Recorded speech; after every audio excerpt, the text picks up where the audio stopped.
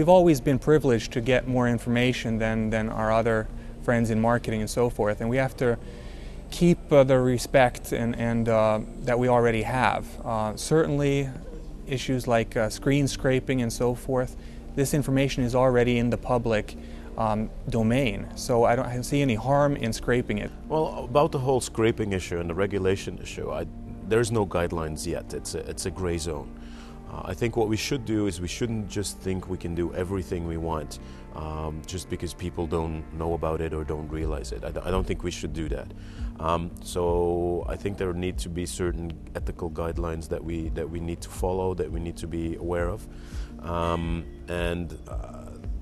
For me personally, we should try and follow the market research guidelines. So if we scrape something, we should not divulge any individual level feedback or posts that people made. We should keep it at the aggregated statistical level.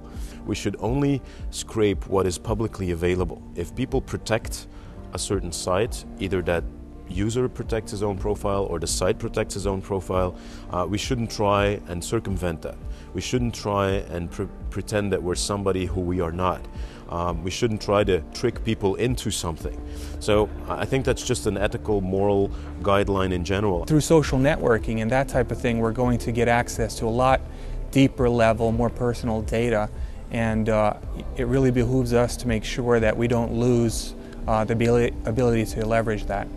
I think Facebook has the problem that they need to make a decision. Are they a research agency or a company, or are they a social network platform?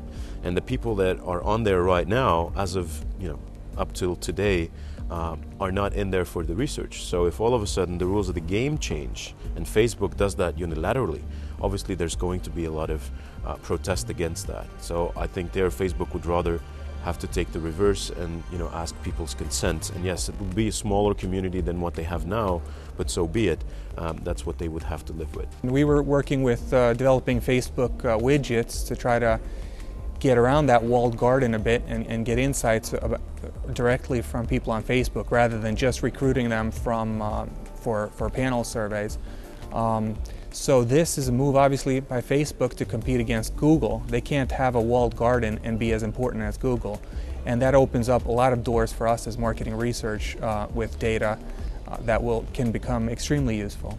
Nowadays people are not aware when people are using social networks like Facebook and so that part of your private life is exposed to an enormous amount of people who can use that data. For us also, our web is starting to gain more importance to future actions we want to do. So for us, of course, we want to capture as much data as possible of the customers that are customers of us or are prospects of us. And of course, it's just a matter of respect that we show to the customer or prospects. If he shows to us any kind of action, hey, I don't want to hear you anymore, I don't want to receive an offer, we capture that also and respect that. I have the impression that especially young consumers, they don't care that much anymore about the privacy issue. People are willing to talk about themselves. People are willing to share information about themselves, and that's a whole new evolution.